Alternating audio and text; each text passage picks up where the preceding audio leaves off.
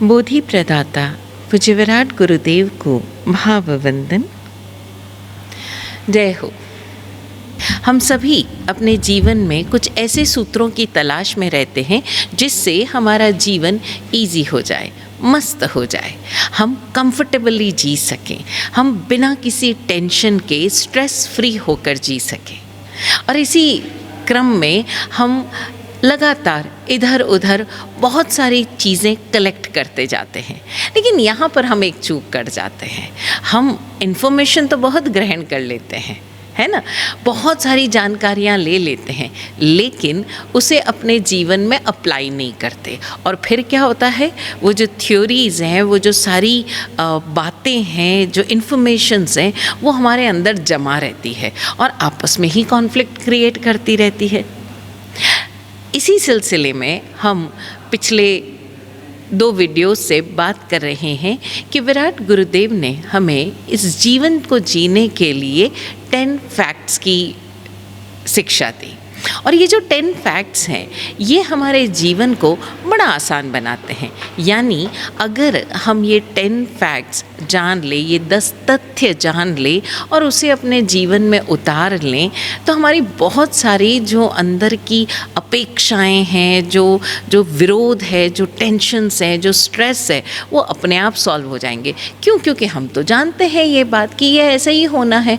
तब हमारा जो लड़ाई है, जो लड़ाई हम अपने ही अंदर लड़ रहे हैं, बाहर नहीं, अपने ही अंदर जो लड़ाई लड़ रहे हैं, उस पर एक विराम लग जाएगा। हमारी जो एनर्जी है वो वेस्ट नहीं होगी।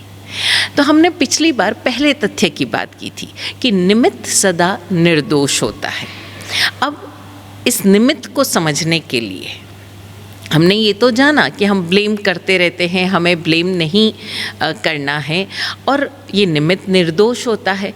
हमें कुछ अर्थों में समझ में आया, लेकिन फिर भी मन में सवाल उठते हैं। तो ये निमित्त अगर निर्दोष है, तो हमारे जीवन में ये नेगेटिव निमित्त ही क्यों आते हैं? क्या हमें परेशान करने के लिए आते हैं? तो ये निमित्त जो है वो हमें पॉजिटिव निमित्त क्यों नहीं मिलते, सहयोगी निमित्त क्यों नहीं मिलते? तो हम आज इस विज्ञान को समझें या इस साइंस को समझें, उससे पहले हमें एक और शब्द समझना होगा, और वो है उपादान। उपादान, उपादान शब्द को अगर हम ब्रेक करें तो शब्द बनता है उप प्लस आदान।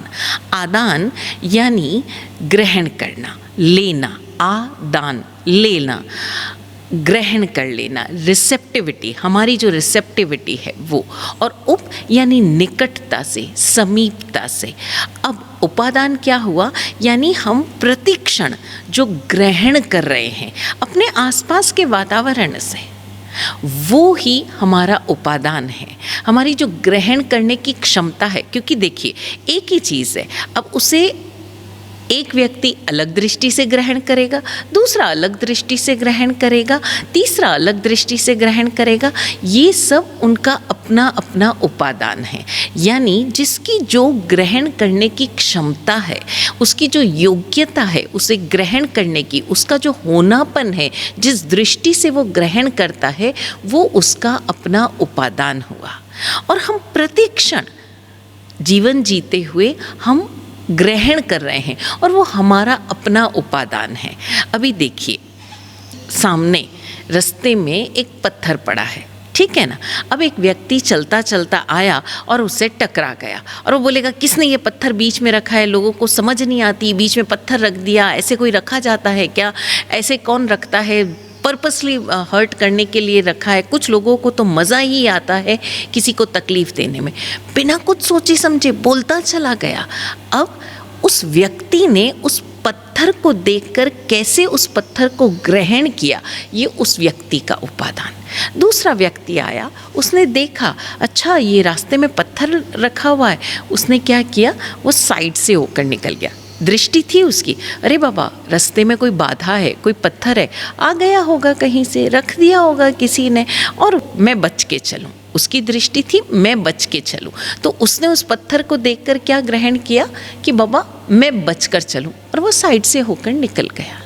अभी तीसरा व्यक्ति आया, उसके पास शायद थोड़ा समय था, वो जल्दी में नहीं था, तो उसने क्या किया, देखा कि अच्छा ये पत्थर मैं उठा सकता हूँ क्या, अरे बाबा मैं अकेले नहीं उठा पाऊँगा। उसने आसपास देखा, कोई मिला नहीं, उसने ट्राई किया कि मैं वो हटा दूं, कहीं जैसे मुझे चोट लग सकती थी वैसे किसी और को चोट ना लगे।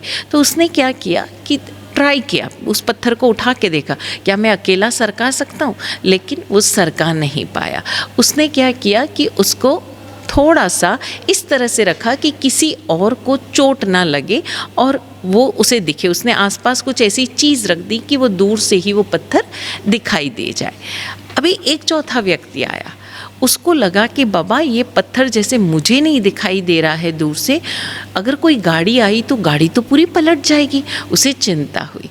उस व्यक्ति ने क्या किया, थोड़ी देर वहाँ रुका रहा, आसपास सड़क के किनारे देखा कोई 2 लोग और मिले तो उनको कह कर बात करके, कुछ लोग समझे कुछ लोग नहीं माने, आखिर उसे 2 व्यक्ति ऐसे मिले और उन 3 व्यक्तियों ने मेहनत करके किसी तरह से वो पत्थर साइड में कर दिया कि किसी और को नुकसान ना पहुँचे।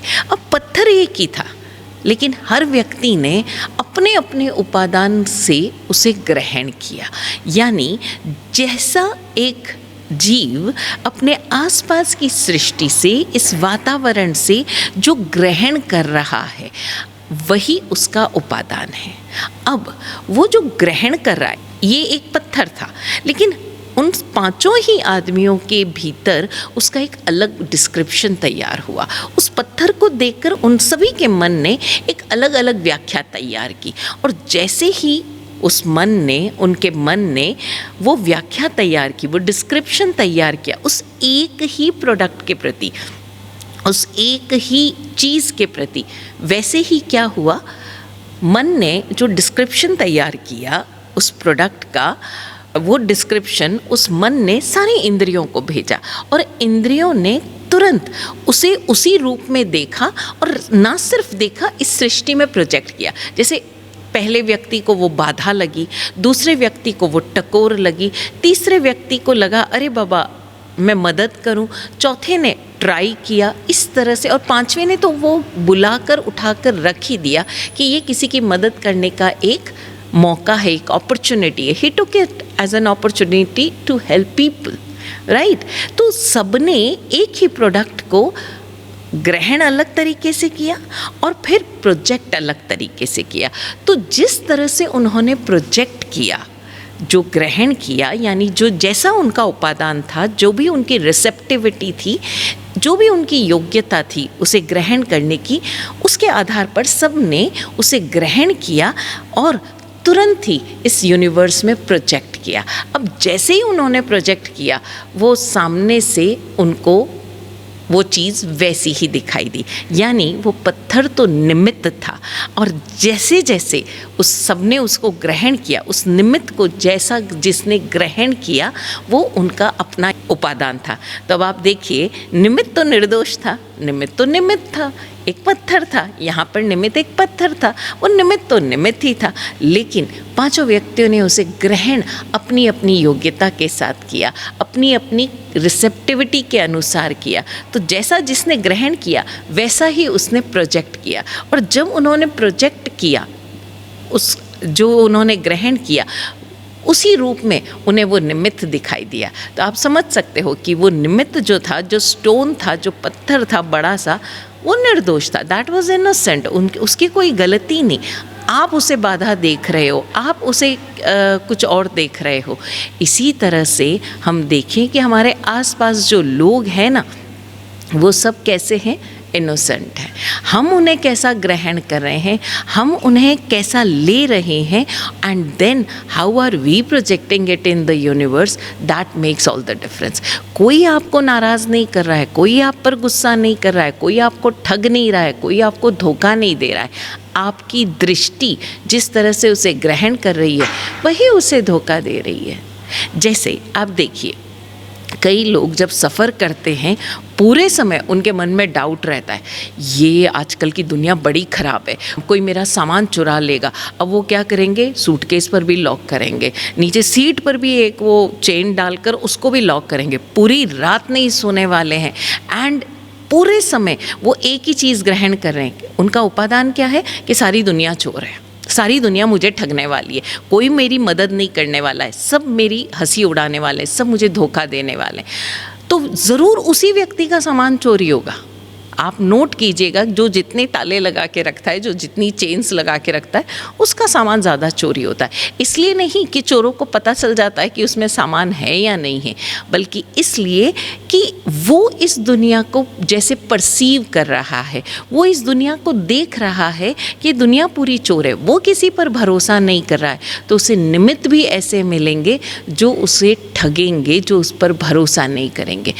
वहीं दूसरी तरफ कुछ व्यक्ति हैं जो कहते हैं अरे सब सहयोगी है इस दुनिया में, आप जाओ, सभी आपकी मदद करेंगे, कौन आपको नुकसान पहुंचाएगा, किसी को क्या पड़ी है जो आपको नुकसान पहुंचाएगा। वो सभी को दुआ देता है, वो सभी के प्रति एक ही नज़रिया रखता है, सभी मेरे दोस्त हैं, सभी मेरे मित्र हैं, सभी मेरे सहयोगी हैं, तो उसे कोई नहीं ठगेगा। उल्टा उसको मदद मिल जाएगी, सामने से आकर मदद मिल जाएगी, और वो बोलेगा वाह क्या मस्त दुनिया है। तो लोग क्या बोलेंगे, उसकी किस्मत बड़ी अच्छी है। अरे बाबा, किस्मत अच्छी नहीं है, द थिंग इज़ वो जैसे परसीव कर रहा है इस दुनिया को, अपने आसपास के लोगों को, अपने आसपास के वातावरण को, वैसे ही उसे निमित्त मिल रहे हैं।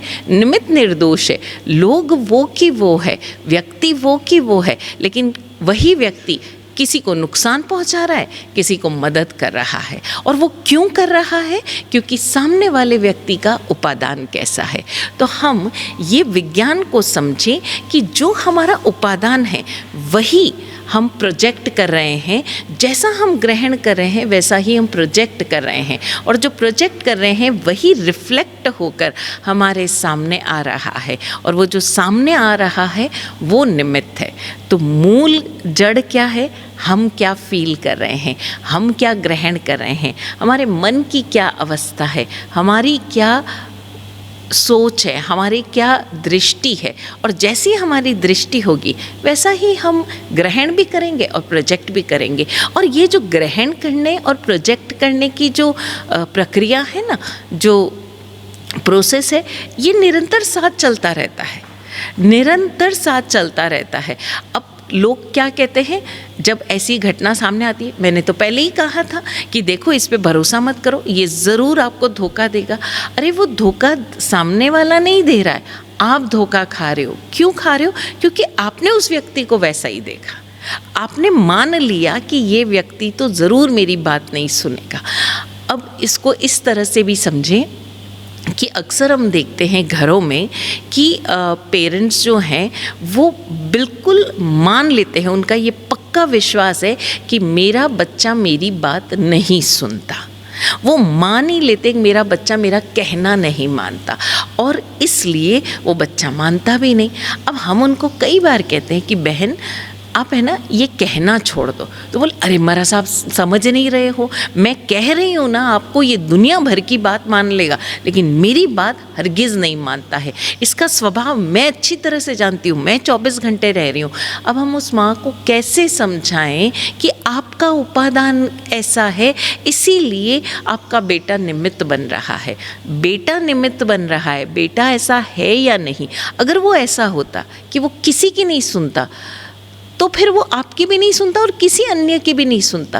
लेकिन ऐसा कैसे है कि वो बाकी लोगों की बात सुन रहा है लेकिन माँ की नहीं सुन रहा है? तब माँ कहती है अरे मेरे तो कर्म ही ऐसे, ये देखो सारी दुनिया की रिस्पेक्ट करता है, सारी दुनिया की बात सुनता है, किसी को पलट के जवाब नहीं देता है, लेकिन सेम बात मैं बोलूँगी तो ये तो मेरे पे गुस्सा करेगा, ये मेरे को पलट के जवाब देगा। क्योंकि हमारी धारणा ऐसी है कि वो व्यक्ति गलत है, वो व्यक्ति मैनेज नहीं है। ये जो बच्चा है ये बिल्कुल टाइम पे नहीं उठता, ये जो बच्चा है ये बिल्कुल समय पर तैयार नहीं होता, और वो जो बच्चा है वो समझ ही नहीं पाता कि ऐसा मेरे साथ क्यों होता है कि मैं सिर्फ मम्मी को पलट के जवाब देता हूँ, बाकी किसी को नहीं देता। हम कई बार बच्चों से पूछते बेटा तू ऐसा क्यों करता है, वो बच्चा हमको देखता रह जाता है, क्योंकि जवाब उसके पास भी नहीं है, जवाब उसकी माँ के पास है। क्योंकि बच्चा अभी समझ नहीं पा रहा है कि मेरे वाइब्रेशंस क्या है। कुछ जो सरल होते हैं ना वो बोलते हैं पता नहीं महाराज सा, जब मम्मी कहती है ना तो वो बात मानने का मन ही नहीं करता है, लेकिन जब दूसरे बोलते हैं तो मन कर जाता है, इसलिए मैं बात मान लेता हूँ। वो बच्चा खुद नहीं समझ पा रहा है। तो हम ज़रा समझें कि ये जो हमारा उपादान है हमें वो बदलना है, यानी हमें अपनी दृष्टि बदलनी है, क्योंकि निमित्त सदा निर्दोष है। The other person is always innocent, not only the other person, the situation, the things, the surroundings, everything is always innocent. दृष्टि हमें अपनी बदलनी है कि हम अपने आसपास के वातावरण को, व्यक्ति को किस प्रकार ग्रहण करते हैं, किस प्रकार ग्रहण करके अपने भीतर उसे किस आकार में, किस अवस्था में, किस विश्वास में जगा देते हैं, and then how we project it, यानी हम उस निमित्त को कैसा लेते हैं। इसे और एक एग्जाम्पल से समझें कि जैसे अभी एक पूरे ग्रुप को, जो आप मेरे सामने बैठे हो, इन सब को मैं बोलूं कि अच्छा think of a blue colour, और आप सबको मैं एक कलर पैलेट दे दूं, यानी कंप्यूटर पे ब्लू करने का बोलूं, तो आप सभी के ब्लू अलग होंगे। किसी का लाइट ब्लू होगा, किसी का स्काई ब्लू होगा, किसी का कोबाल्ट ब्लू होगा, किसी का सी ब्लू होगा, किसी का बिल्कुल डार्क ब्लू होगा, ब्लैकिश ब्लू होएगा, किसी का ग्रीनिश ब्लू होगा, किसी का एक्वा ब्लू होगा। सो ब्लू एक शब्द बोलने मात्र से सभी का ब्लू एक हो जाए ऐसा नहीं होगा, सभी का ब्लू अलग अलग होगा। हम किसी एक को कोई एक चीज़ दिखा दे, सब कोई उसे अलग अलग तरह से परसीव करेंगे। वाई? क्योंकि ये उनका अपना टेस्ट है, ये उनका अपना मन है, उनकी अपनी सोच है, उनके अपने भीतर के डिस्क्रिप्शंस है, जिसके आधार पर वो व्यक्ति उस चीज़ को ग्रहण करता है। तो जैसे हम कई बार मान ही लेते हैं ये व्यक्ति ही खराब है, ऐसे में हमें अपनी धारणा बदलनी पड़ेगी। जैसे उस माँ को अपने आप को बोलना पड़ेगा, मेरा बच्चा मेरी बात सुनता है। और ऐसा हुआ एक बार, बहुत साल पहले की बात है, बच्चा शायद 10th क्लास में था। मदर वॉज लाइक टायर्ड, परेशान हो चुकी थी। वो बोली मेरा बच्चा मेरी बात ही नहीं सुनता, and she used to cry like anything. मेरी बात ही नहीं सुनता, न पढ़ता है, ये कैसे होगा, क्या होगा। तब मैंने उस बच्चे को जो दिया वो एक अलग चीज़ थी, लेकिन मैंने उस मदर को एक ही एक्सरसाइज दी। मैंने कहा आपको जब भी मन में ये गुस्सा उठे और ये बात उठे कि ये बच्चा मेरी नहीं सुनता, आप अपने बेटे का नाम लेकर बोलिए, मेरा बच्चा मेरी बात मानता है, मेरा बेटा मेरी बात सुनता है, मेरा बच्चा मेरा कहना मानता है। और इस तरह से आप बस बोलते जाए। वो बोली मरा सा पर वो मानता तो नहीं है ना। मैंने कहा अंदर का ये विश्वास बदलो, ये बोलना बदलो, ये लैंग्वेज बदलो, एंड देन आप देखोगे कि वो बच्चा आपकी बात सुनने भी लगेगा और कहने भी लगेगा। सो उसने क्या किया, उस मदर ने, सरल थी मदर, नॉर्मली होते नहीं हैं लोग, समझ नहीं पाते, वो मदर सरल थी। उस मदर ने क्या किया, ये बात बोलना शुरू किया। जो भी उस बच्चे का नाम था, दिव्यांश, दिव्य, जो भी नाम था, उसने बोलना शुरू किया, मेरा बेटा मेरी बात मानता है, मेरा बेटा मेरा कहना मानता है। And with in like 3-4 months ऐसा चमत्कार जैसा हुआ कि वो माँ बेटे के बीच की जो टसल थी ना, वो ठीक हो गई, वो क्लियर हो गई, एंड वो बच्चा उनकी बात मानने लग गया। और वो बच्चा जो पढ़ाई से दूर भागता था, वो बच्चा जो पढ़ाई ही नहीं कर रहा था, 10th में जिसके मार्क्स बिल्कुल 40% थे, ही हार्डली पास्ड, उसने 12 8.8 CGPA से किया। This is a true story what I am talking about. उसके बाद उसने अब्रॉड जाकर MBA किया। He did so nice. सिर्फ किस लिए? बच्चा वो की वो, उसके पढ़ाई करने की क्षमता वो की वो, लेकिन माँ का जो उपादान था, अपने बेटे को देखने की जो दृष्टि थी, वो बदल गई। और जैसे ही दृष्टि बदली, यानी उसने निमित्त को दोष देना बंद किया, वैसे ही उसकी दुनिया बदल गई। तो हम सब समझे, निमित्त सदा निर्दोष होता है। The other person, surroundings, everything is innocent. हमें क्या सीखना है? हमें अपनी दृष्टि बदलनी है। जैसे अक्सर स्टूडेंट्स भी यही करते हैं, वो टीचर्स को ब्लेम करते हैं, हमारी टीचर अच्छे से नहीं पढ़ाती, हमारी टीचर को पढ़ाना ही नहीं आता है, क्या पढ़ाती हैं वो, अपने ही आप में रहती है। Why? Because the child, the student, वो कंप्लेंटफुल है, इसलिए उसे लेसन ही नहीं समझ में आ रहा है, यानी वो उस टीचर के पढ़ाने को रिसीव ही नहीं कर रहा है, परसीव ही नहीं कर रहा है, इसलिए उसे लेसन समझ में नहीं आता। बाकी ये बात तो सत्य है ना कि एक टीचर जब टीचर की पोस्ट पर आया है, उसे उस स्कूल के मैनेजमेंट ने जॉब पर रखा है, तो ही और शी इज़ इक्वली क्वालिफाइड। वो एक क्वालिफाइड है, अपने सब्जेक्ट की मास्टर है, अपने सब्जेक्ट को पूरी तरह से डीप जानते हैं। बट बिकॉज द स्टूडेंट, उसकी आंख पर पर्दा पड़ा हुआ है कि ये टीचर को पढ़ाना नहीं आता, सो ही कांट स्टडी। तो हम समझें निमित्त निर्दोष है, यानी the teacher is innocent. It is the receptivity of the student कि वो उस टीचर के पढ़ाने को किस भाव से ग्रहण करता है, उसे अपना चश्मा बदलना होगा। यस, मुझे ये समझ में नहीं आ रहा है, मैं समझ नहीं पा रहा हूँ क्योंकि शायद अभी मेरी जो समझ है वो उतनी डेवलप नहीं हुई है। I will ask her again, I will ask him again to explain the lesson to me. अब वो जैसे ही दृष्टि बदलेगा, आप देखेंगे कि थोड़ी सी मेहनत करते ही वो सब्जेक्ट भी उसे पसंद आने लगेगा और वो टीचर भी पसंद आने लगेगी। और जैसे ही वो टीचर पसंद आने लगी, वो सब्जेक्ट भी पसंद आने लगा, वैसे वैसे वो उस सब्जेक्ट को प्यार करने लगेगा और उसकी जो रिपोर्ट कार्ड है वो अपने आप सुधर जाएगी। और ये चीज़ केवल पढ़ाई या रिलेशन में नहीं है, ये जीवन के हर संभावित क्षेत्र में है कि हम चीज़ों को जिस दृष्टि से ग्रहण करेंगे उसी के अकॉर्डिंग हमें निमित्त मिलेंगे। So now we know the secret कि हमें सहयोगी निमित्त मिलेंगे या हमें ठगने वाले निमित्त मिलेंगे, हमें पॉजिटिव निमित्त मिलेंगे या नेगेटिव निमित्त। तो अगर हम वाकई चाहते हैं कि हमारे जीवन में हमें सहयोगी निमित्त मिले, पॉजिटिव निमित्त मिले, तो हमें निमित्तों के पीछे नहीं भागना है, हमें पॉजिटिव निमित्त नहीं ढूंढने हैं, हमें अपना बैंक बैलेंस उस दृष्टि से तैयार नहीं करना है, हमें इस दृष्टि से तैयार करना है कि मुझे इस जीवन को, अपने आसपास के लोगों को, चीज़ों को, वातावरण को, सराउंडिंग्स को, चाहे वो जड़ हो या चेतन हो, मुझे कैसे देखना है, मुझे किस दृष्टि से ग्रहण करना है। जैसे ही हमारा उपादान बदला,